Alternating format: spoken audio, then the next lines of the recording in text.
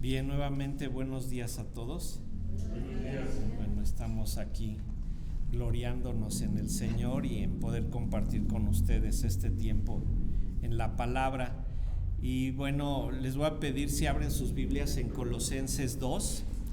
Vamos a estar hablando un poquito acerca de los versículos 1 al 7.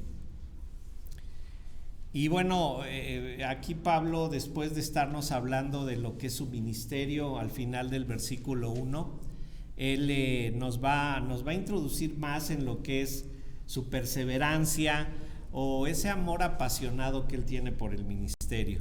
El amor a la iglesia en Cristo es algo que pues no es sencillo, y como leímos ahorita ahí en 2 de Corintios 11, el amor que Pablo tenía por la iglesia lo hacía enfrentar todo tipo de problemas, todo tipo de situaciones, y él se mantenía en ese amor hacia la iglesia. Vamos a orar una vez más y vamos a pedirle a Dios que tome control de este tiempo. Señor, te exaltamos sabiendo que tú eres el dueño de la iglesia, tú eres el que prometiste edificarla, tú eres el que la sustenta, y Señor, queremos rogarte que siempre seamos capaces de comprender todo esto, para que sirvamos para tu gloria y no para nosotros mismos. Bendice, Señor, lo que vamos a hablar, y Padre, que todo sea para tu honra y para tu gloria, pues te lo rogamos en Cristo. Amén. Bien, el amor de Pablo por la iglesia pues es muy especial. Sin embargo, pues tenemos un ejemplo que podría ser un ejemplo superlativo, ¿verdad? Máximo de lo que era el amor por la iglesia, y que está en nuestro Señor Jesucristo. Él amó de tal manera a la iglesia que se entregó a sí mismo por ella, murió por la iglesia, no puso pretextos, no le encontró defectos, no consideró la infidelidad futura de la iglesia, simplemente la amó. No vio problema alguno en que le impidiera a él amar a la iglesia. Y yo les digo, pensando en mi iglesia, no aquí en la de ustedes, pensando en la mía, si Jesucristo ha visto a mi iglesia, hubiese dicho posiblemente lo que hubiera dicho por esos me tengo que morir. O sea, vale la pena que yo me muera por todos estos. El amor por la iglesia, por el ministerio, es algo que cuando es piadoso, es algo que Dios aprueba, ese amor que nosotros podemos tener. Y bueno, el amor a la iglesia pues no siempre es miel sobre hojuelas, ¿verdad? No siempre es algo agradable, y esto no quiere decir que sea un camino fácil de recorrer. La iglesia requiere de perseverancia, requiere que nos mantengamos firmes en él, y el amor por la iglesia siempre debe ser un amor apasionado, un amor ardiente, un amor vehemente. No puede ser un amor superficial el que nosotros tengamos por la iglesia, porque si nuestro amor es superficial por la iglesia, pues vamos a demostrar de esa manera nuestro amor a Dios. Si nuestro amor por la iglesia es superficial, quiere decir que nuestro amor por Dios es igual, es superficial. Y si vemos la lista de requisitos que hay de los ancianos ahí en 1 Timoteo 3, en Tito 1, nos habla de descripciones de lo que tiene que ser en su persona, lo que tiene que ser en su familia, lo que tiene que ser en su iglesia. Pero recuerden que esas listas no son exhaustivas, es decir, no son requisitos que se tengan que cubrir, que uno los vaya palomeando y diga ya está listo. Yo creo que entretejido con todos estos requisitos que hay ahí en 1 Timoteo 3, en Tito 1, está ese amor que uno debe tener, un amor apasionado por la iglesia. Y se acuerdan cómo inicia ahí en 1 Timoteo 3:1: si alguno anhela obispado, buena obra desea. Ese anhelo, esa palabra anhelo, nos habla de ese deseo que debemos de tener en el amor a la iglesia, y en efecto se está dirigiendo a los que van a ser los líderes. Pero ojo, esos requisitos que se marcan ahí para los líderes no son exclusivos de los líderes, son para toda la iglesia. Todo hombre dentro de la iglesia debe ser marido de una sola mujer. Todo hombre de la iglesia debe ser no pendenciero, no dado al vino, ¿verdad? Todo hombre y mujer dentro de la iglesia debe de cubrir con todos estos requisitos. ¿Por qué? Porque el anhelo del que se habla ahí es un amor apasionado por Cristo, y obviamente por su iglesia. Y vamos a ver cómo fue que Pablo mostró este amor apasionado por la iglesia. Al menos lo demostró de 5 maneras. Este amor apasionado lo mostró en 5 formas. Y con estas 5 formas que Pablo describe ahí de su amor apasionado, vamos a aprender a dirigir nuestro amor correctamente a la iglesia de Cristo, a Cristo y a los hermanos que forman la iglesia de Cristo. Si Jesucristo no les puso pretextos, ¿quiénes somos nosotros para ponerle pretextos también a los hermanos? Estas 5 formas son: primero, él tuvo un amor apasionado por la iglesia, pero fue intenso. También fue un amor apasionado, pero con dirección. Fue un amor apasionado en donde mostró también la protección que él marcaba por la iglesia. Fue un amor apasionado, pero dijo, debe de haber orden y debe de haber firmeza dentro de la iglesia. Y también finalmente dijo, tiene que haber un amor apasionado por la iglesia, pero un amor agradecido por todo lo que se hace dentro de ella. Y bueno, al final de ver todo esto, vamos a ver cómo todas estas características de amor apasionado no solamente nos ayudan dentro de la iglesia, sino dentro de cualquier ministerio que Dios nos haya dado. Y el ministerio principal que tenemos, la mayor parte de nosotros, ¿verdad?, es ese ministerio en la familia. Y vamos a ver cómo se une esta idea al final de lo que vamos a ver. Vamos a leer Colosenses 2 del 1 al 7. Si me siguen ahí con su vista, se los voy leyendo, síganme con su vista y con su entendimiento. Y dice así, Colosenses 2 versículo 1: porque quiero que sepáis cuán grande lucha sostengo por vosotros y por los que están en la Odisea y por todos los que nunca han visto mi rostro, para que sean consolados sus corazones, unidos en amor, hasta alcanzar todas las riquezas de la plenitud de pleno entendimiento, a fin de conocer el ministerio de Dios el Padre y de Cristo, en quien están escondidos todos los tesoros de la sabiduría y del conocimiento.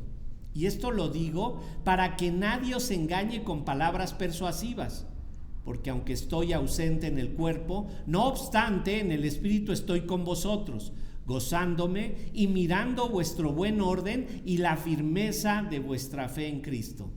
Por tanto, de la manera que habéis recibido al Señor Jesucristo, andad en él, arraigados y sobreedificados en él, confirmados en la fe, así como habéis sido enseñados, y abundando en acciones de gracias.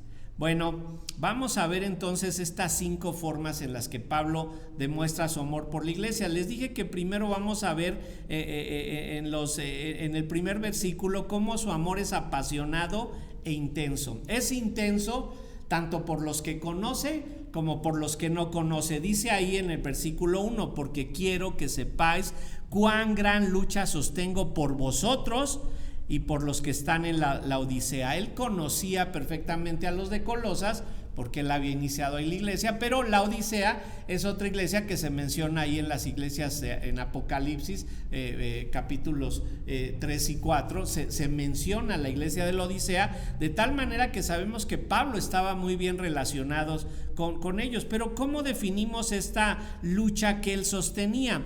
Una forma de entender un poquito cómo es que él sentía este amor apasionado luchando por todos estos que conocía, es ver qué significa esa palabra lucha. Y en el griego la palabra lucha, que aquí es traducida como lucha, es agón, traducida en su tiempo perfecto es agona, pero es de donde viene nuestra palabra agonía, ¿sí? Él sufría agonías, o sea, trabajaba hasta el cansancio, y como lo leímos ahí en 2 de Corintios 11, él daba su vida y era literal, no era algo que él dijera nada más por encimita. Vamos a ver solo un pasaje, dejen un separador ahí en Colosenses 2, pero vamos a ver un pasaje ahí en 1 de Tesalonicenses 2:2, para que vean que esta misma palabra que aquí se traduce lucha, ahí en 1 de Tesalonicenses 2:2 se traduce oposición, ¿sí? Es decir, que la lucha pues es en contra de aquellas cosas que se oponen. Vean, 1 de Tesalonicenses 2:2 dice: Pues habiendo antes padecido y siendo ultrajados en Filipos, como sabéis, tuvimos denuedo en nuestro Dios para anunciaros el evangelio de Dios en medio de gran agona o en medio de gran oposición. Él luchaba en todo esto, pero no es nada raro. Regresen allá a Colosenses, vean lo que nos dijo al final del capítulo 1. Ahí en el versículo 29, esto nos hace perfectamente, nos da la idea perfectamente. Ahí dice en Colosenses 1:29, para lo cual también trabajo luchando, agona, ¿verdad? Según la potencia de Él, la cual actúa poderosamente en mí. Fíjense bien, Pablo sabía que él no estaba solo. Él dice ahí en el 1:29, según la potencia de Él, se está refiriendo a Cristo, la cual actúa poderosamente en mí. Esto quiere decir que toda la lucha que él sostenía, ¿a quién le daba la gloria? No decía, es que yo soy muy aguantador, a mí azótenme, para que vean cuánto aguanto, ¿sí? No, él sabía, yo soporto todo esto porque el poder de Cristo reposa en mí y Él es el que me da adelante. Este era el amor que él tenía por todos los que estaban en Colosas y por todos los que estaban en la Odisea, por todos esos que él conocía, por todos los que él conocía. Pero vean cómo acaba el versículo 1. También su amor era no solamente intenso, era un amor desinteresado.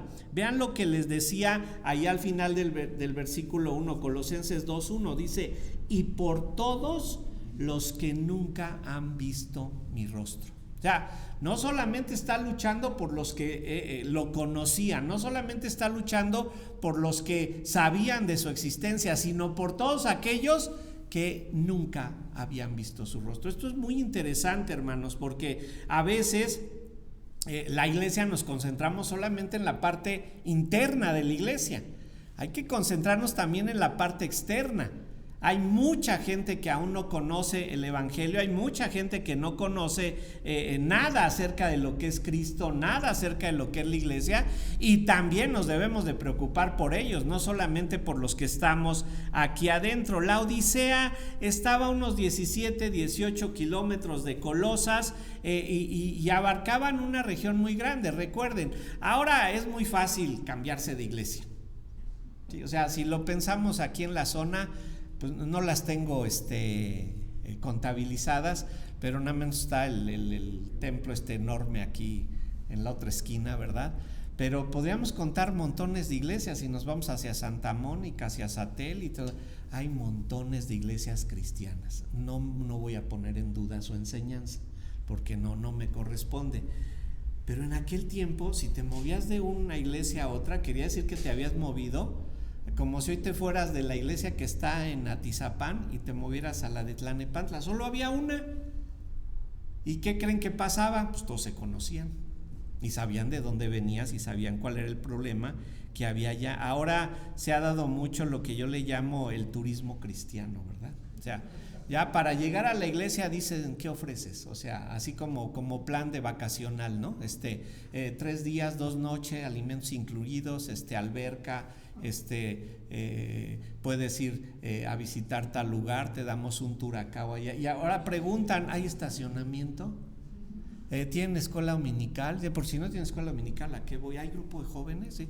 Oye, o sea, tú quieres a que venir y que la mesa ya esté servida, ¿no? Aquí hay que venir a trabajar, aquí hay que venir a hacer esto. Pablo sufría, luchaba por los que conocía y quería que todos vinieran a un entendimiento claro. Entonces dijimos que él tenía un amor apasionado e intenso, pero vean en el versículo 2, él tiene un amor también apasionado, pero con dirección.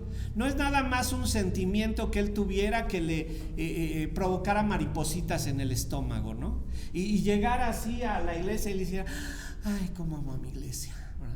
No, él tenía un amor dirigido, sabía a qué se refería. Mira, algo que él dirigía y que él quería que sucediera es que todos fueran unidos en amor. Vean cómo dice el versículo 2, Colosenses 2:2, dice, para que sean consolados sus corazones, unidos en amor. Este término en griego de consolados lo conocemos un poco. Este término a veces se traduce como exhortación, paracaleo, que viene de paracletesín, ¿verdad?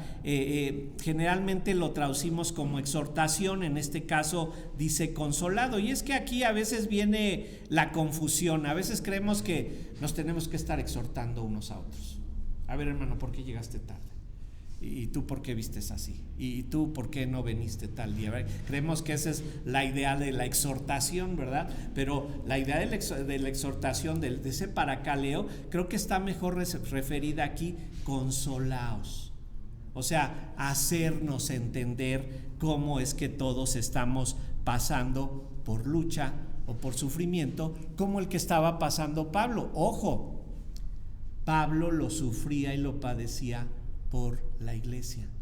Ustedes jamás van a ver que Pablo diga: oren por mi salud, oren porque venda yo mis tiendas, porque ya ven que me la paso ahí cosa y luego no se venden. Nunca van a escuchar que él ore por eso. Aun cuando dice que dejó a un hermano enfermo, a Timoteo le dice: toma agua a causa de tus bienes, de tus males de estómago, no dice: y vamos a orar por ti. Esos eran los problemas normales de la vida. Y más, ¿verdad? O sea que ya veo que aquí la mayoría son de mi rodada, y más cuando empezamos a crecer, pues ya, ¿verdad? Dicen, padecemos de puras secuelas, ¿verdad? Secuela juventud y todo. Pero a Pablo nunca lo ven orando por eso. Pablo estaba preocupado porque fueran consolados. Pero ¿cómo debían ser consolados? Vean, dice: para que sean consolados sus corazones. Acuérdense que cuando la Biblia habla de corazón no se refiere al músculo que bombea sangre, se refiere a la parte interior del ser donde está la voluntad, el intelecto, las emociones, el juicio, el raciocinio, el pensamiento. Se refiere a la parte del ser. Dice: para que sean consolados sus corazones, unidos en amor. Y es otra palabra difícil de comprender, el amor, porque el amor siempre debe de ser sacrificial. El amor es servicio a los demás. Deben de ser consolados en amor, sirviéndose los unos a los otros. No hay tal como: a ver, díganme, ¿qué servicios tienen ahí en la iglesia? ¿Qué ofrecen? A ver si voy. Sí, y díganme, el estacionamiento sí es amplio, porque eso de que no hay estacionamiento ya es un lío. Sí, no conviene ir. Miren, piensen en la situación que estaban viviendo todas las iglesias, no solo la de Colosas. Se considera que esta carta fue escrita entre el 60 y 62 después de Cristo. Para el año 64, Nerón va a incendiar Roma. Y ya había persecución aquí, pero va a desatarse la persecución de una manera tremenda. Es llegando al año 100, cuando ya consideran el cristianismo como algo completamente diferente de los judíos. Pero ellos están viviendo persecución, esa persecución que va a durar aproximadamente 300 años, se dice fácil, 300 años de persecución. Pero yo nada más les pregunto, ¿qué hacía su familia hace 100 años? ¿Tienen idea? Hace 200. Bueno, ¿cuál fue el primer español que se metió con el primer azteca para que salieran los Ortega? Pues, ¿quién sabe? Ni idea tengo, ¿verdad? Ahí un sobrino se puso a rastrear de dónde veníamos los Ortega y nos dijo así muy emocionado: descendemos de Hernán Cortés. Le digo: ay, hijo, pues todos o sea, todos descendemos de Hernán Cortés, ¿verdad? O sea, todos venimos de ahí. Pero miren, aquí hay una persecución muy grande. Los han expulsado de las sinagogas. Los judíos los rechazan, ya no son sus familias. Cuando son acusados de incendiar Roma, nadie le creyó a Nerón. Eso lo relatan Tácito, Séneca, que son cronistas romanos. Sí, y dicen, no, nadie le creyó. Sin embargo, como les caían muy mal los cristianos, aceptaron que esto fuera. Pero vean cómo dice una leyenda que se encuentra ahí de estos cronistas de la época, y decían historiadores de la Roma antigua, decían ellos acerca de los cristianos: miren cómo se aman unos a otros. No es posible que no vemos a ninguno de ellos mendigando por las calles, pero peor aún, no solamente acogen a sus pobres, sino que acogen a los pobres de entre los romanos. Este era el amor de la iglesia, por los que conocían y por los que no conocían. Era tal su amor que estaban siendo consolados. Persecución, que venga. ¿Y saben por qué creció la iglesia tanto en esa época? Dice otro cronista: la sangre de los mártires fue el fuego que encendió el cristianismo en la época, porque deseaban morir por Cristo. Miren, consolar en amor a veces se nos olvida. Todos tenemos luchas como Pablo, pero Pablo las dirigía correctamente, solamente en humildad mutua, sabiendo por qué estamos aquí. Ninguno de ustedes llegó a la iglesia, ¿verdad? Cualquiera que haya sido su testimonio, diciendo: ¿sabes qué? Yo fui elegido antes de la fundación del mundo, ya llegué. Nos tuvieron que compartir el evangelio, ¿sí? Y todos tuvimos que arrepentirnos de nuestros pecados, y todos vamos a llegar al cielo porque el Señor Jesucristo murió en la cruz por nosotros. No hay uno que tenga una característica diferente. No hay alguno aquí que diga: ¿sabes qué? No, yo nunca pequé. Yo siempre he sido santo, santo, santo. Pero ya vine a la iglesia para ver si la santifico, ¿verdad? Nadie llega con esa idea. Todos llegamos aquí con la misma característica. Si Jesucristo no nos hubiese salvado, estaríamos destinados al infierno. Esa es la humildad, ese es el amor que nos debe de unir, y saber que ninguno de nosotros es superior al otro. Ahora, ¿qué era lo que él dirigía? Les decía: deben de ser consolados en amor. Pero vean la segunda parte del versículo 2.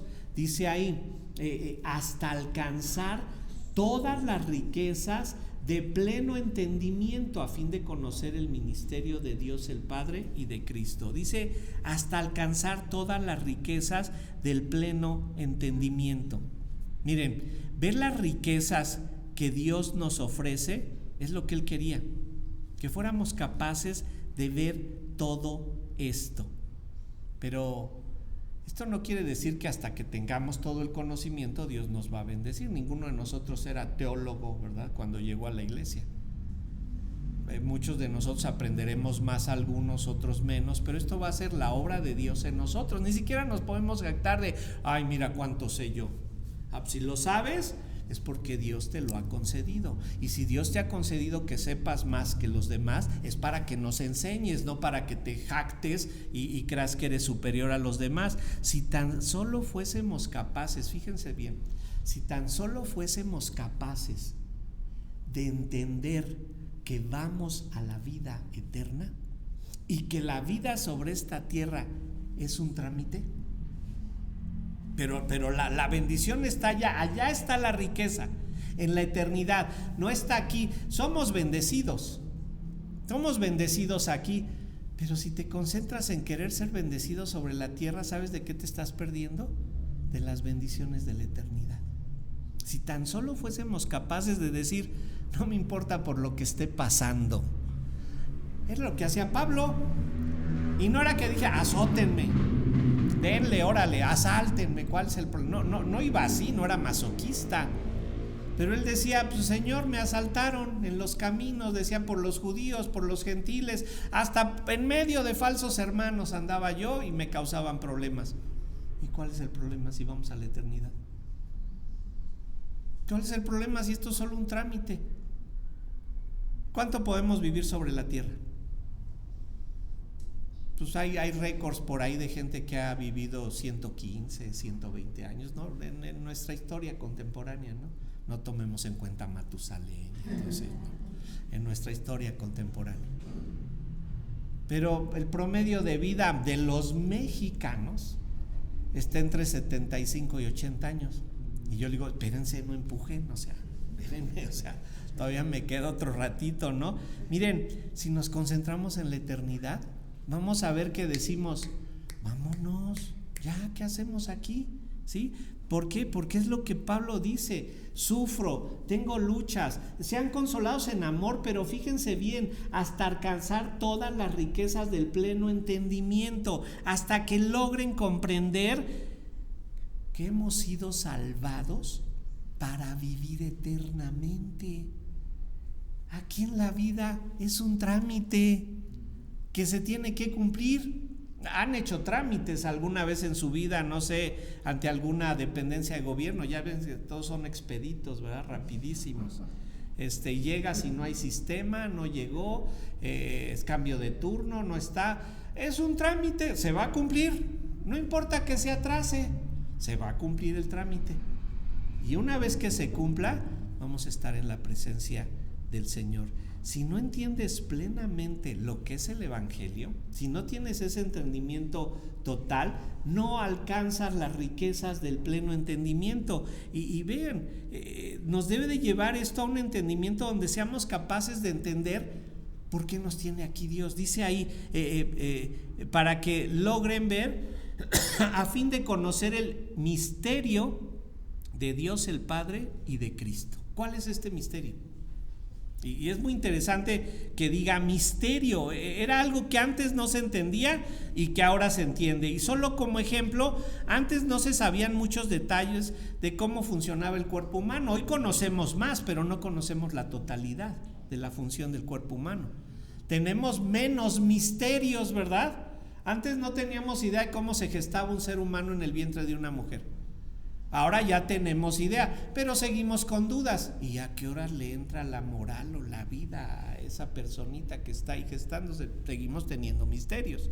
Pero había un misterio que era el que no se conocía en el Antiguo Testamento, y ese misterio era cómo vamos a llegar a la salvación, cómo vamos a llegar a la vida eterna. Y bien, este misterio es precisamente el Evangelio. 1 Timoteo 3:16, vayan ahí, ahorita regresamos a Colosenses.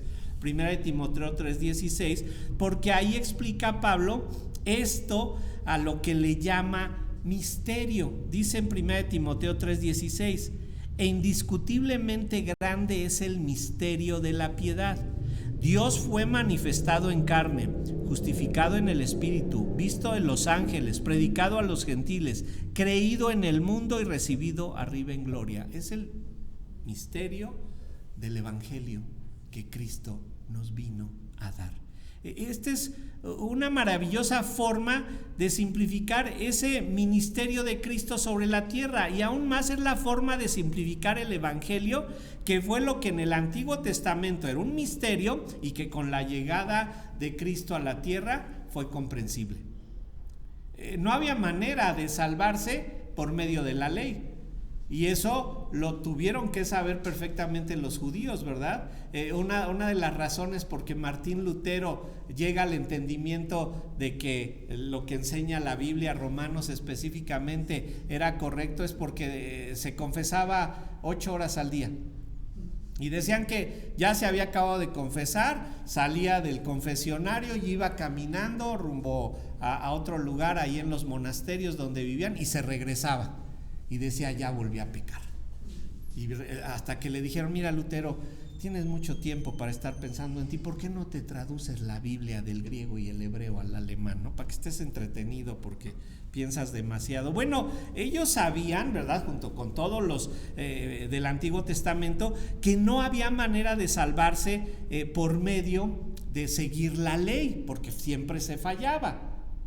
Y decían, bueno, entonces ¿cómo vamos a ser salvos? Ese era el misterio. Llega Jesucristo y les dice, pongan su fe aquí. Desde el antiguo se decía, pongan su fe en el Mesías, pero llega Jesucristo y lo aclara completamente. Entonces Pablo los está dirigiendo al amor, al entendimiento, a la confirmación de su salvación. Entiendan lo que el Señor Jesucristo hizo por ustedes. Lo salvó. ¿Para qué lo salvó? ¿De qué lo salvó? Lo salvó para que nosotros podamos llegar a la vida eterna, y para que nosotros podamos llegar al cielo y vivir una vida allá por los siglos de los siglos. Pero también los está dirigiendo a otra cosa, versículo 3. Este es el amor intenso, apasionado por ellos, que tiene una dirección. Dice en el versículo 3: en quien están escondidos todos los tesoros de la sabiduría y del conocimiento. Ya nos habló de misterio y ahora nos dice que los tesoros de la sabiduría y el conocimiento están escondidos. Pero ¿por qué usa esta terminología? Bueno, un misterio causa interés, ¿verdad? Algo misterioso. Por eso vemos, los extraterrestres, ¿será? ¿No será? Y ahí está todo el mundo entendiendo, ¿ah? Bueno, pues de los extraterrestres habla la Biblia. ¿Quiénes son los extraterrestres según la Biblia? Los ángeles, ¿verdad? Ellos son los extraterrestres, no son de aquí, están afuera, ¿verdad? Y ahí están. Pero también, ¿por qué dice que son tesoros escondidos? Vamos rápidamente a Proverbios 2:4 porque nos ilustra qué es esto de tesoros escondidos, ¿sí? ¿A qué se está refiriendo Pablo? Y fíjense, no hay nada oculto en la Biblia. Si nosotros venimos a leerla y estudiarla, la comprendemos. No es que haya que tener algún estado muy especial o una iluminación muy única, ¿verdad? Que aquí el que se pare, en lugar de que traiga una aureola de santo, traiga 2, ¿no? O 3, ¿verdad? Porque este es más santo y entonces te entiende mejor. No, de lo que se trata es que nos dediquemos a buscar ahí. No hay nada escondido. ¿Qué nos separan? Pues del Nuevo Testamento 2000 años, del Antiguo Testamento pues podemos decir 3,000-4,000 años, ¿verdad? Entonces las costumbres, la cultura es lo que debemos entender para saber cuál es el lenguaje que se habla ahí. Pero vean cómo dice Proverbios 2, vamos a leer el versículo 4, pero del 1 al 3 está la importancia de la sabiduría y aquí es donde nos dice, fíjense bien, Proverbios 2:4: si como a plata la buscares, está hablando de la sabiduría, y la escudriñares como a tesoros, este escudriñar es buscar, ¿verdad? Excavar, dice, entonces entenderás el temor de Jehová y hallarás el conocimiento de Dios. Cuando Pablo dice que en Dios y que en Cristo están escondidos todos los tesoros de la sabiduría, la idea es clara. Hay que buscarlos, hay que cavar, hay que trabajar para sacarlo, ¿verdad? O sea, ¿se acuerdan de esa idea que nos dan de que al final del arco iris que hay una olla de oro, ¿verdad? Pues no, y no está. ¿Sí la han buscado? No está, ¿verdad? O sea, es una fantasía. Pero si nos dijeran, ¿saben qué? Aquí en este terreno hubo alguien que escondió un tesoro, pues ya tendríamos muchos hoyos por ahí en las paredes, ¿verdad?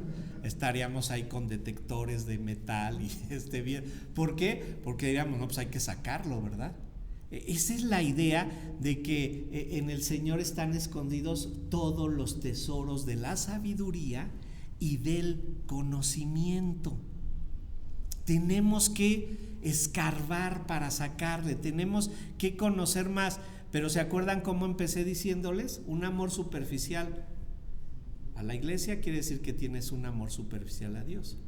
Pero ahí les va, un conocimiento superficial de la Biblia solo te puede llevar a un conocimiento superficial de Dios, y un conocimiento superficial de Dios te va a llevar a un amor superficial por la iglesia. Por eso tenemos que cavar, que sacar de la profundidad de eso que está ahí manifestado, para que entonces podamos entender y podamos compartir con mayor claridad lo que el Señor dice. Entonces ya vimos ese amor apasionado, intenso por los que conocía y los que no conocía. Este amor apasionado y dirigido, ¿verdad? Tienen que consolarse en amor, tienen que tener el entendimiento de todas las riquezas, tienen que cavar para tener conocimiento. Pero vean ahora cómo tenía un amor apasionado, y yo le llamé y protector, versículo 4.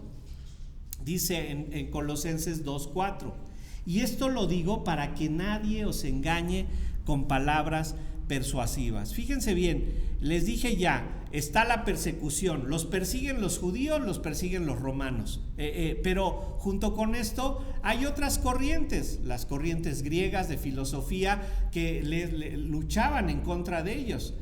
Hubo una corriente muy fuerte que se llamó el gnosticismo, pero otra que se mezcló con el cristianismo y le llamaron cristoplatonismo.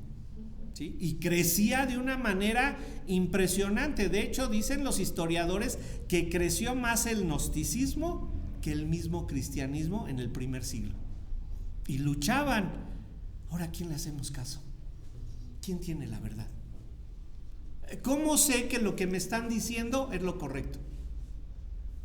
¿Se han preguntado alguna vez eso?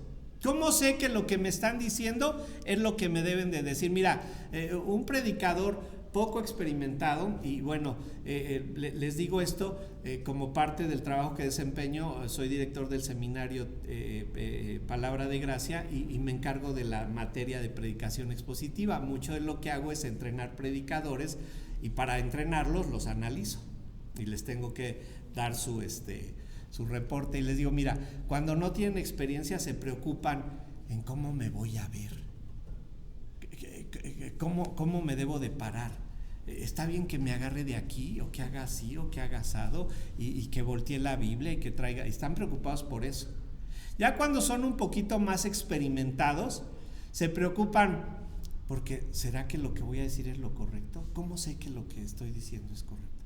Pero cuando uno ya tiene práctica es ¿cómo sé que lo que voy a hablar es lo que Dios dijo ahí? Y no estoy yo inventando algo que yo quiera decir. Y ese es el mayor trabajo que tenemos. Saber que lo que estoy leyendo y lo que estoy entendiendo es lo que Dios quiso que yo supiera. Y no lo que alguien más quiere que yo entienda, sino lo que Dios quiso que supiera yo ahí. Y hoy, imagínense en medio de lo que estamos. Estamos viviendo una época muy complicada, porque Facebook, YouTube, Internet, podcast, solo porque aquí en México no han permitido que entre a la televisión el evangelio. ¿Sí? Tenemos por ahí el canal ese de Enlace y 2 o 3 de Cablevisión, pero no han permitido que entre a la televisión pública. Tampoco han permitido que entre a la radio de manera públicamente. Hay programas cristianos en algunas radios, pero no tenemos radio cristiana, porque no han permitido que eso se toque. Pero sin embargo, con el ataque que tenemos por medio de Facebook, de YouTube, ¿a quién le creemos? ¿Quién dice la verdad? Estamos igual que ellos, y yo diría peor. Por eso cuando dicen el tiempo está cerca, yo les puedo firmar ante notario público que estamos más cerca del fin que cuando estaba Pablo sobre la tierra. Y se los firmo ante notario, estamos 2000 años más cerca. Sí. Esto ya se ve que se cose ya, ¿verdad? Pero ¿cómo vivían en esa época? ¿Cómo estamos viviendo hoy? ¿A quién le creemos?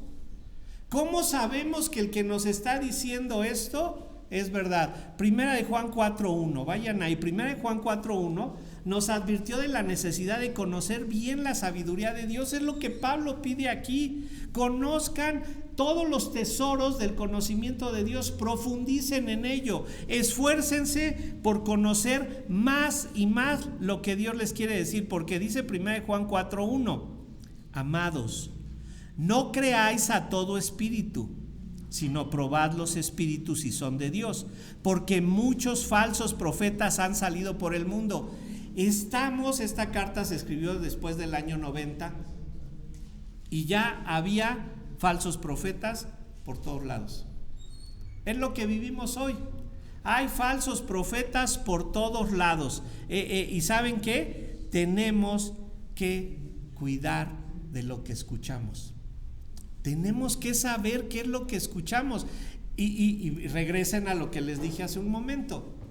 Hay que cavar para sacar los tesoros. No es algo que se dé superficialmente. Hay que saber qué es lo que debemos de creer verdaderamente y qué es lo que debemos de seguir en la palabra. Le decía Pablo a Timoteo, se los leo en 1 Timoteo 4:16, ten cuidado de ti mismo y de la doctrina. Persiste en ello, pues haciendo esto te salvarás a ti mismo y a los que te oyeren. Esto es muy serio, hermanos. Es una advertencia porque tenemos que asegurarnos no solamente de que estamos hablando lo correcto, no solamente de que esto es lo que dice la Biblia, sino de que esto es lo que Dios quería que se entendiera de su palabra. Es algo muy serio. Esta es una responsabilidad muy grande que se tiene como maestro, porque fíjense de dónde más aprende el cristiano. De oídas. De oídas. No venimos a indagar y a buscarle y a trabajar, aprendemos de oídas. Y no se diga lectura. El promedio de lectura en México, olvídense de los cristianos, es bajísimo. Se considera que los mexicanos leen 2 o 3 libros al año, pero se incluye el libro vaquero y las novelas con corazón, pero ese dato ya es viejo, igual que yo. Pero el dato moderno es: no leen, prefieren ver un reel corto. Y si ven que es el sermón completo que dura 1 hora, ¿quién lo va a oír? Quieren algo que dure 3 minutos y pasarle a otro y a otro y a otro y a otro y a otro, ¿verdad? El engaño puede salir de nosotros mismos. Por eso cuando le dice Pablo a Timoteo: ten cuidado de ti mismo y de la doctrina. ¿Sabes qué? Creemos, ¿verdad? A veces que eso que nos enseñaron al principio, cuando llegamos al Señor, ¿cuántos de ustedes conocían ya la Biblia cuando llegaron al cristianismo? Yo sabía que existía, pero decir la conozco, para nada.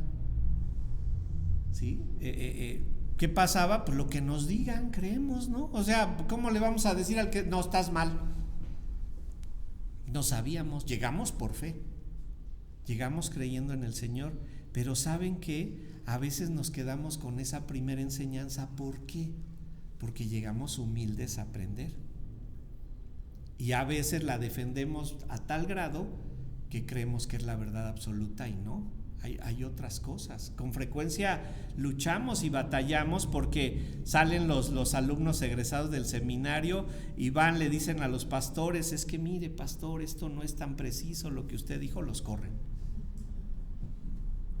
Y no es que les tenemos que decir: oye, tienes que llegar en humildad, cállate, o sea, espérate, ¿no? O sea, que te tengan confianza, que sea, porque llegas tú a decir todos los errores que están, y ese es un grave problema que enfrentamos todos los creyentes. ¿Por qué? Porque si solo aprendemos de oídas, ¿saben qué? Tenemos un conocimiento superficial de la Biblia. Debe de ser profundo, debe de ser intenso, ¿sí? Entonces Pablo tenía un amor intenso por los que no conocía, quería que fuera un amor dirigido: consuélense en amor unos a otros, háganlo conociendo más. También tenía un amor protector cuando les está diciendo: esto te lo digo para que nadie te engañe con palabras persuasivas.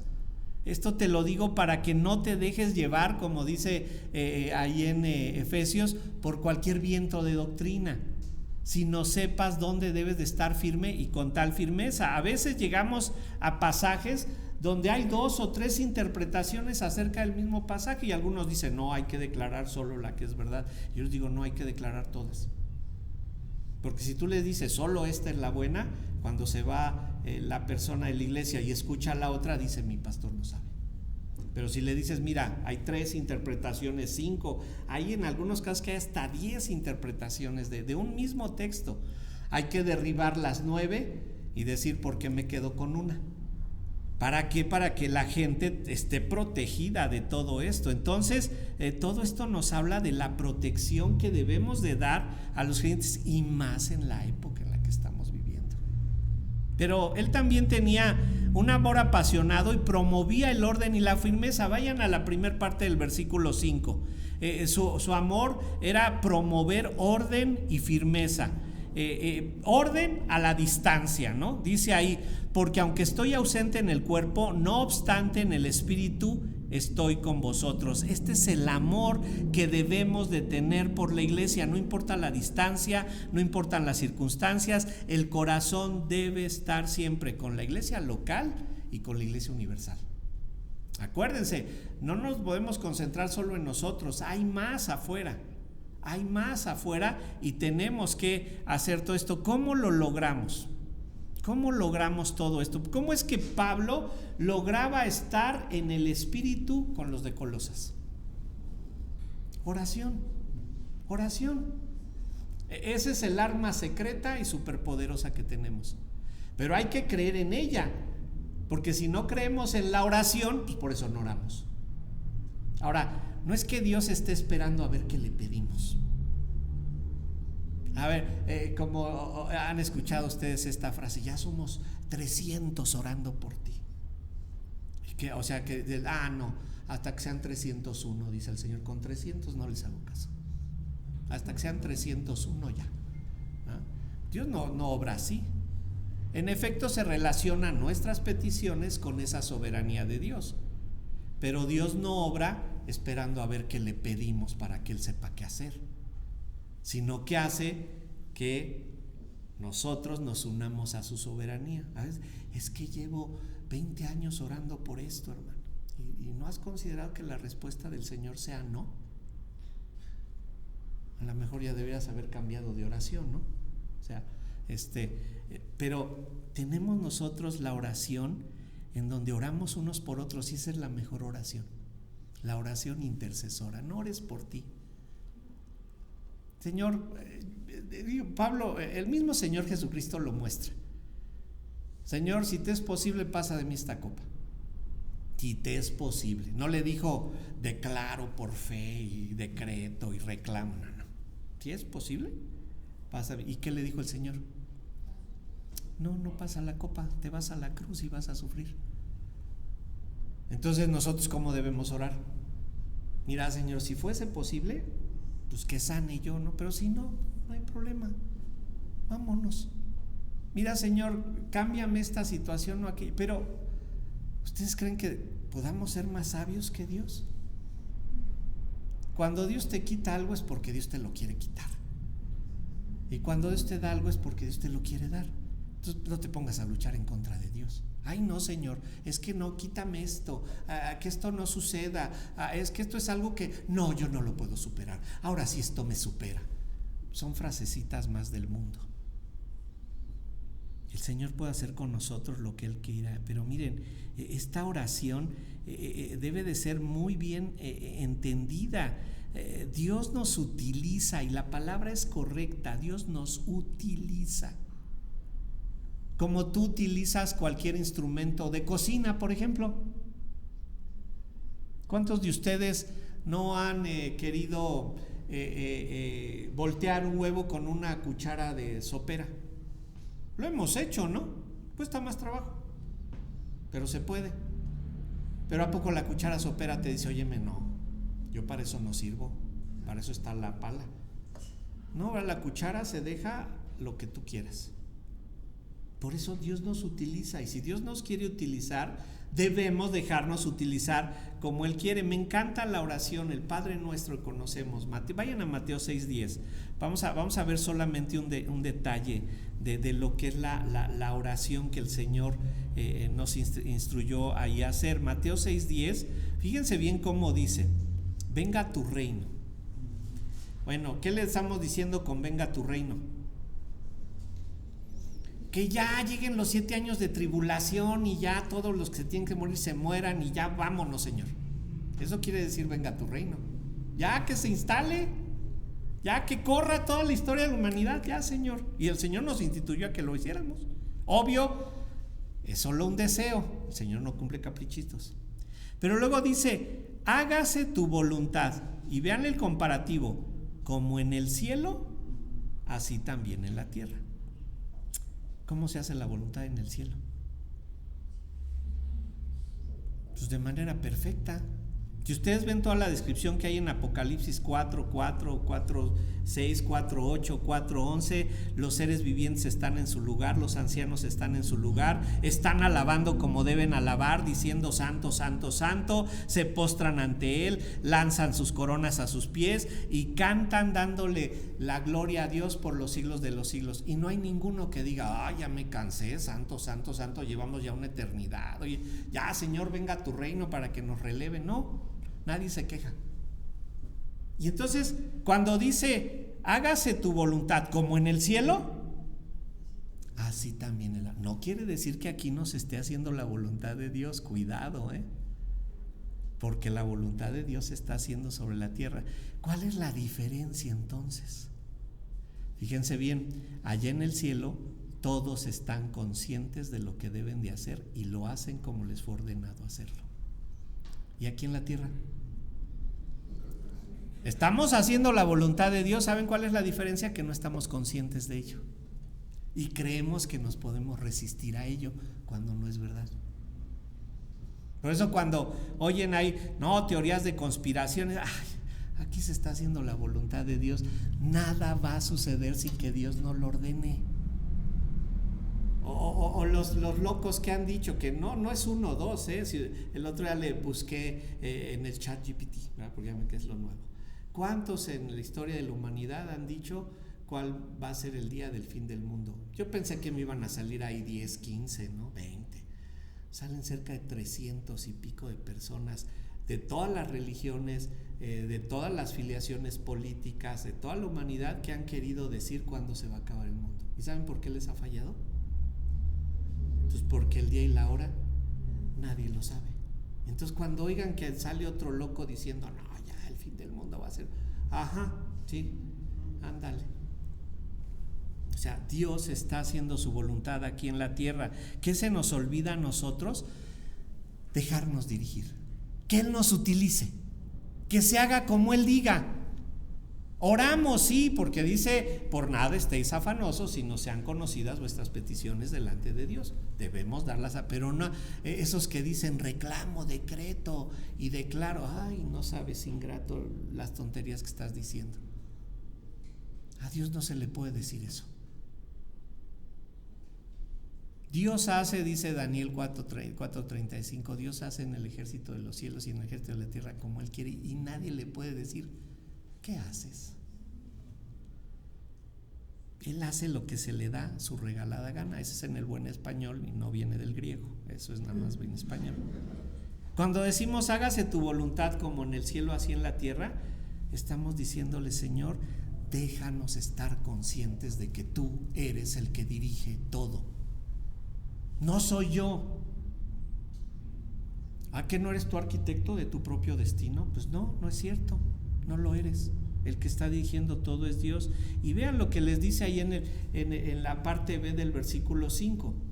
Ya les dijo ahí, estoy en espíritu gozándome con ustedes, pero dice, gozándome mirando vuestro buen orden y la firmeza de vuestra fe en Cristo. Pablo era ordenado y firme, su testimonio nos lo dice.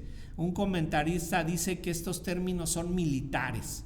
Así es como hablar que un ejército está en orden y está firme. Hay respeto por los superiores en el rango, en el ejército, ¿no? Lo sabemos, no sé si aquí hay algún militar, yo no he sido militar, pero sabemos que si se da una orden se cumple. Y no le puede decir el soldado raso, sí, usted porque es general, ¿no? Miren, ya abusa de nosotros y ya. Nunca han visto una manifestación del ejército. Sí la ven de maestros, de empleados de aquí, de empleados de allá, porque no quieren respetar la jerarquía. Y entendemos, hay mucho abuso. Pero nunca han visto una manifestación en el ejército. ¿Por qué creen? Pues porque desaparecen. Aquí alguien se subleva, desaparece en el ejército. Esa es la ley marcial. O sea, nadie se puede sublevar o se une al sistema, porque si te sublevas no te van a dejar. ¿Y saben quiénes se sublevan en todos los países de América Latina y Sudamérica? Los ejércitos contra los presidentes y se vuelven gobiernos militares, pues son los únicos que pueden mantener el orden y el control. Entonces, cuando aquí Pablo usa esos términos militares, pues se refiere a los romanos, ¿Se acuerdan el caso de cuando está Pablo ahí en la cárcel y viene un temblor y se abren las puertas de la cárcel y el carcelero de Filipos, ¿verdad?, se quiere matar y le dice: no, detente, aquí estamos todos. Así era como el soldado romano pagaba por cuidar a los presos. Se le escapaba uno, se moría él. Y pues dice: no te mates, aquí estamos todos, no nos vamos a ir, ¿verdad? Cuando se nos habla de palabras militares, cuando se nos dice que están en orden y en firmeza, están haciendo todo en el perfecto orden jerárquico. ¿Quién va abajo de quién? ¿Por qué? Porque ahí está el general. ¿Y quién lo puso de general? A mí se me hace que ni general es. Sí, nada más fue porque ahí es compadre del tío, del primo, y por eso está ahí. No, en el ejército todo se debe de cumplir. Por eso la recomendación de Pablo en 1 Tesalonicenses 5:12, noten que aquí hay una súplica. Esto es muy interesante, hermanos, porque lo que Pablo les va a pedir en 1 Tesalonicenses 5:12 era una súplica por lo difícil que resultaba lo que él iba a decir. Dice 1 Tesalonicenses 5:12: os rogamos, fíjense cómo inicia: os rogamos, hermanos, que reconozcáis a los que trabajan entre vosotros y os presiden en el Señor y os amonestan. Os rogamos. ¿Por qué lo hacía Pablo? ¿Por qué era un ruego? ¿Por qué no era una orden? Era una súplica. Lo tienen que hacer de manera voluntaria, someterse los unos a los otros. Qué difícil es esto. Pero dense cuenta que si no saben reconocer a Dios, es porque no han buscado los tesoros escondidos de Dios. Y si no han buscado los tesoros escondidos de Dios, esto va a ser mucho más difícil. Y en lugar de crecer, es lo que nos pasa. Pero Dios usa todo esto. Pablo se gozaba con todos los de Colosas, viviendo su fe en orden, respetando los dones. Esto era lo que estaba pasando. Respeten los dones que Dios ha dado. Fíjense bien, cuando lleguemos al cielo, si es en el rapto que creemos, el Señor no va a decir: a ver, los que eran pastores aquí, usted que era diácono acá, usted oveja de a pie, usted acá. Así no va a ser el Señor. Hay de aquel que diga: Señor, yo en tu nombre eché fuera demonios y en tu nombre dirigí iglesias. ¿Qué creen que le va a hacer el Señor? Nos vamos a formar todos en la misma fila. Señor, yo soy salvo por gracia. Si no hubiera sido que Cristo murió por mí, yo no llego, Señor. Y no, a ver, ¿cuántas iglesias dirigiste? A ver, ¿cuántos convertidos tuviste? No, entonces tú sí, acá la fila de los que tuvieron más de 10 convertidos, acá tú menos de 10 aquí, no, menos de 5, no. ¿Quiénes se creen salvos por gracia? Todos somos salvos por gracia, y por eso vamos a llegar ahí, ¿no? Vean otra dificultad. Les decía hace un momento que los cristianos aprendemos de oída solo por escuchar a otros, pero ¿qué tanto nos preparamos? Acuérdense, Pablo fue instruido por Gamaliel, ¿se acuerdan? Antes de ser cristiano. Y los apóstoles, ellos tuvieron un curso intensivo de 3 años. ¿Sí? O sea, tuvieron un curso en donde se tuvieron que preparar y estudiar, pero vean cómo esta necesidad del estudio está marcada en Hechos 19:9. Vayan a Hechos 19:9, porque ya en ese tiempo vemos que había escuelas en donde tenían que ir a instruirse. Si ustedes ven en la historia del cristianismo, una vez que asciende el Señor Jesucristo, los apóstoles son los que dan la primera enseñanza. Ellos tienen a los primeros discípulos, y esos primeros discípulos, si ustedes ven, Ignacio de Antioquía, Policarpo, Orígenes de Alejandría, muchos, todos eran muy estudiados.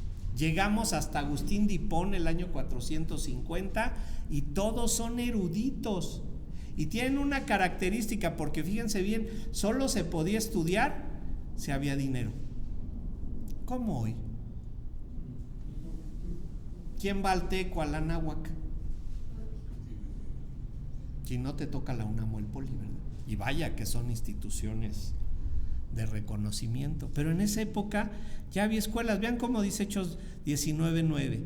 Dice: pero endureciéndose algunos y no creyendo, maldiciendo el camino, así le llamaban al cristianismo, maldiciendo el camino delante de la multitud, se apartó Pablo de ellos y separó a los discípulos, discutiendo cada día en la escuela de uno llamado Tirano. Dijo: estos no quieren aprender, vámonos con los que sí quieren aprender. ¿Con quiénes? Con los de la escuela de un llamado Tirano. Pablo prefirió ir a esa escuela que a la sinagoga. Si hemos de buscarla como tesoros, tenemos que ser disciplinados en la búsqueda.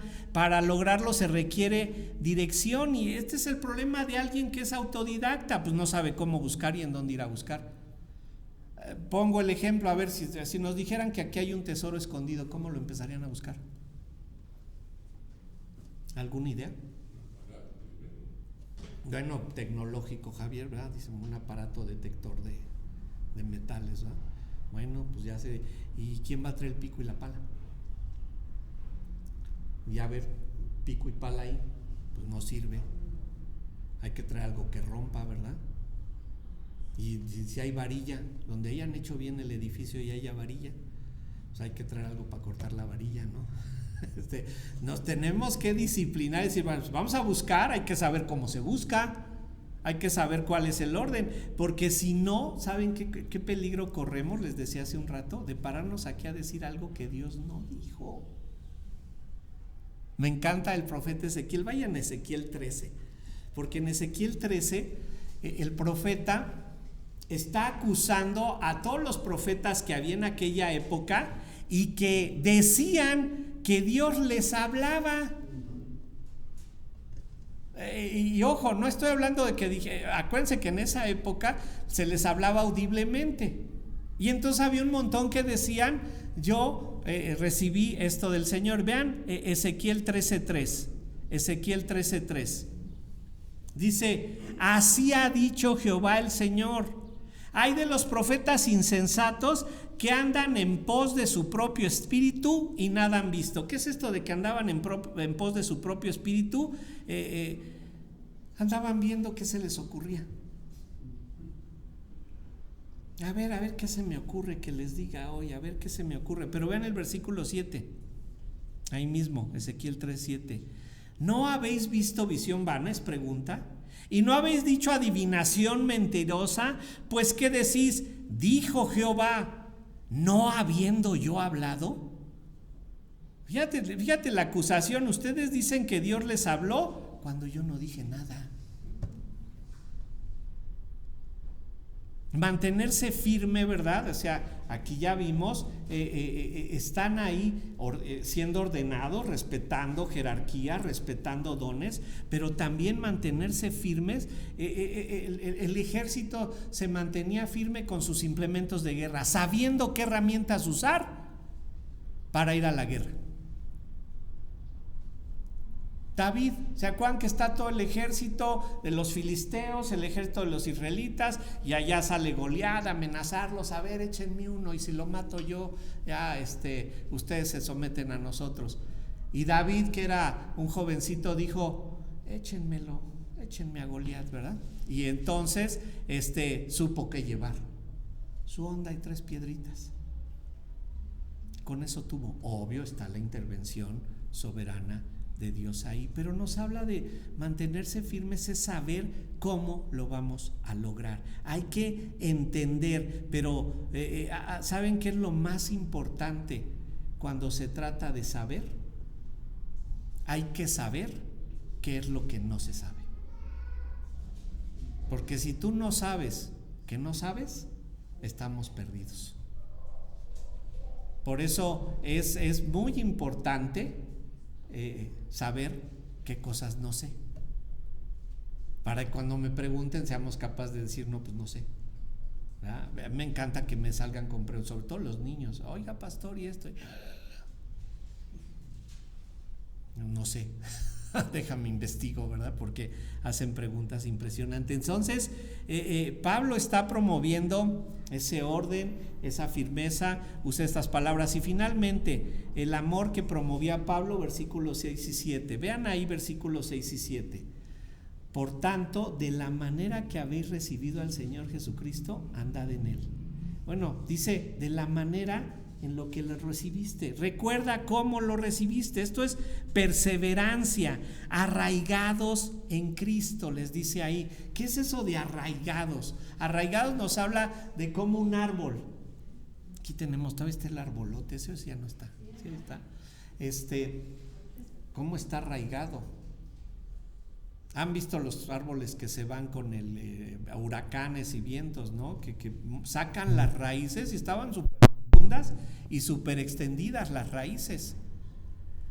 Aunque estén muy arraigados, llega el viento y los tira. Pero esta es la idea de arraigados, bien firmes, bien preparados, ¿verdad? Y dice sobreedificados en Cristo. Es decir, si juntamos arraigados y sobreedificados, es crecimiento constante, como el árbol que tiene buenas raíces y crece y da fruto. ¿Se acuerdan? Como ese que nos habla el Salmo 1, el árbol plantado junto a aguas de corriente que da su fruto a su tiempo y su hoja no cae. Bien arraigados. Pero vean lo que Pablo dijo en Colosenses 1:23.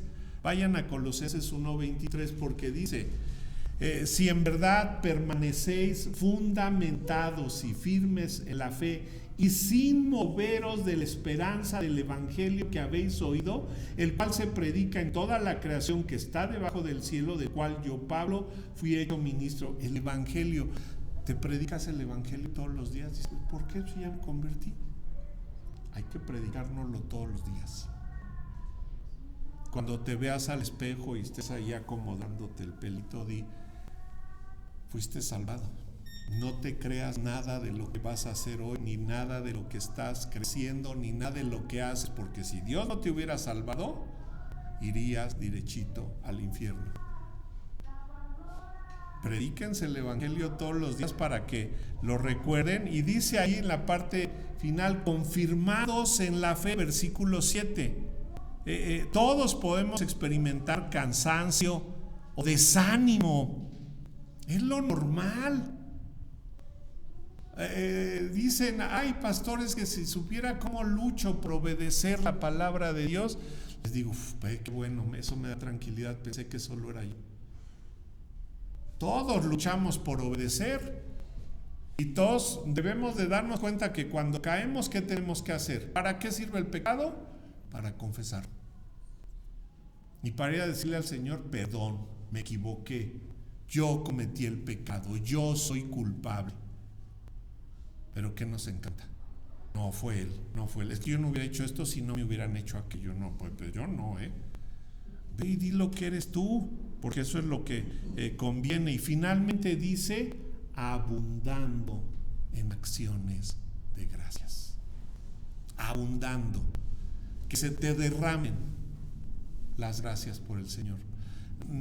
Esas oraciones que luego hacemos, como lucho yo en la iglesia, porque cuando veo la lista de oración, ay, que sane mi mamá que tiene cáncer. ¿Y cuántos años tiene tu mami?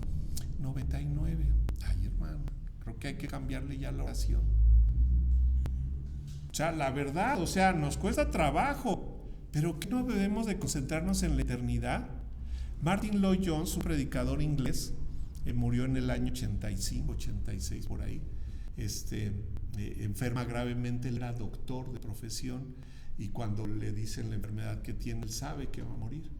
Y llega alguien y le dice, pastor, toda la iglesia está orando por su recuperación. A lo cual le contestó, pues dejen de orar, con razón no me muero. Ya déjenme partir a la gloria. Yo ya qué hago aquí, yo ya quiero estar con mi Señor allá. Por favor vaya a la iglesia y dígale que dejen de orar por mí, que oren por otra cosa. Esa debe de ser nuestra actitud. Eso es abundar en acciones de gracias. Gracias, Señor, porque hoy amanecí respirando. ¿Cuánta gente no han sabido de que de un día para otro le cambia la vida? Hoy amanecí viendo. Señor, hoy amanecí con el azúcar alta, pero por la gracia de Dios me mantienes de pie. Tengo la presión elevada, pero Señor, está bajo tu control, no bajo el mío. Agradecidos con el Señor por todo. Por todo. Ay, es que me duele la cabeza. Dale gracias a Dios que tienes cabeza. Podría ya no dolerte, ¿no? Concentrémonos en la eternidad para poder abundar en acciones de gracia. Y noten, les dije que esto lo íbamos a ver, íbamos a ver una forma en la que esto nos ayuda a entender. Fíjense bien, este es el amor apasionado de Dios por su iglesia, de Cristo por su iglesia. Pero de manera práctica se nos está hablando de cómo Pablo amaba a la iglesia y cómo sufría todo esto. Pero vamos a leer un último pasaje y con ese concluimos. Efesios 5:25. Efesios 5:25.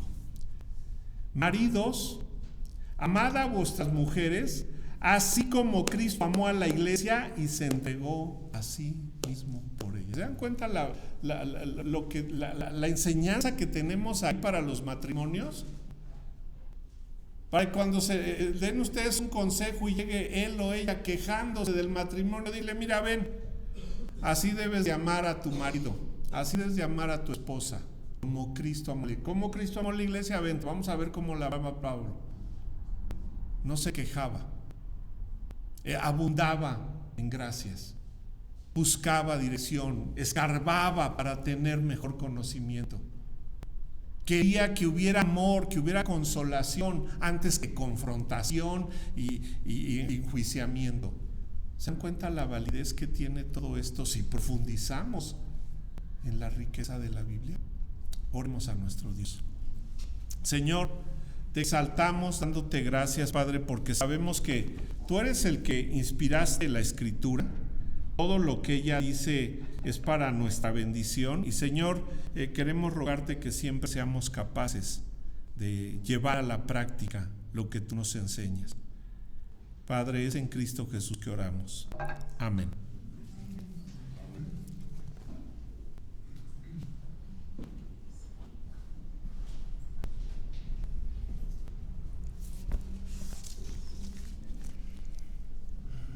Damos gracias a Dios por el mensaje. Creo que tenías todavía más, pero bueno, hermano, de verdad es una bendición escuchar la palabra. Y damos gracias a Dios por ello y vamos a continuar con el segundo bloque de alabanzas. Vamos a pedirle a nuestro hermano Alejandro.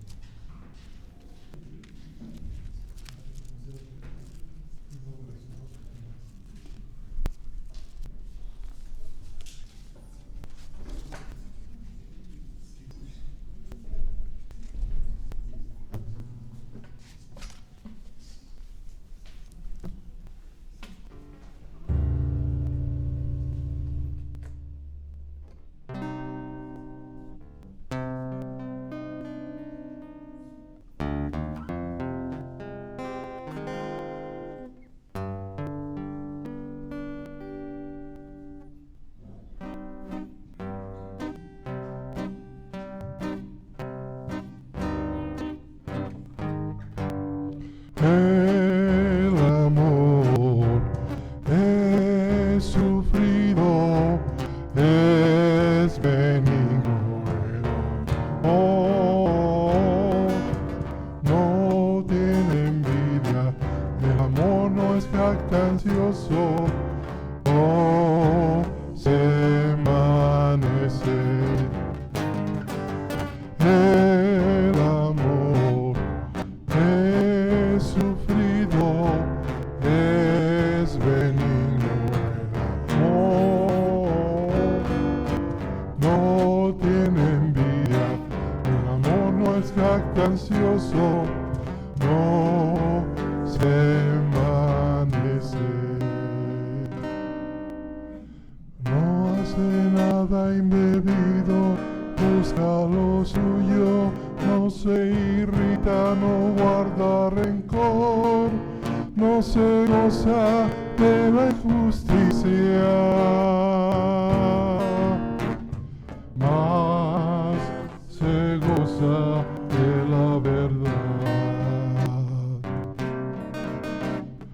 No hace nada indebido, no busca lo suyo, no se irrita, no guarda rencor, no se goza de la injusticia, mas se goza de la verdad. El amor es sufrido, es benigno. El amor no tiene envidia, el amor no es jactancioso, no se envanece.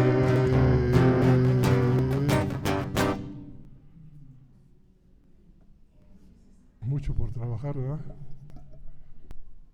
Mucho nos dice aquí. Bien, seguimos alabando al Señor. Y bueno, Colosenses 3, 23, 24 también nos dice algo muy importante.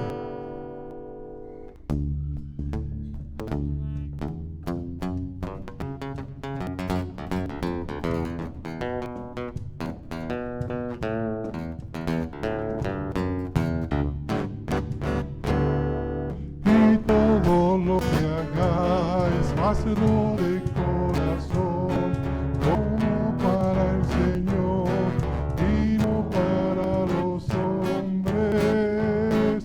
Y todo lo que hagáis, hacedlo de corazón, como para el Señor y no para los hombres, sabiendo que del Señor